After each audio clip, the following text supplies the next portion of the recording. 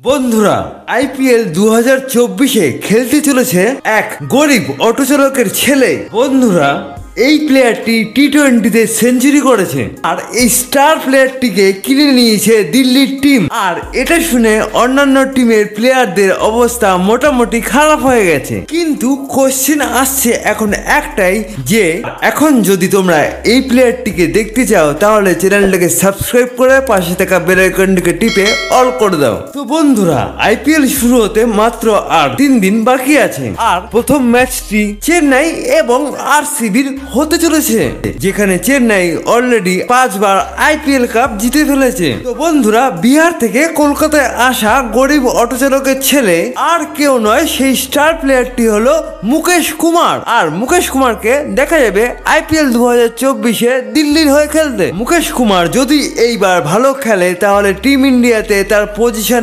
একদমই পাক্কা।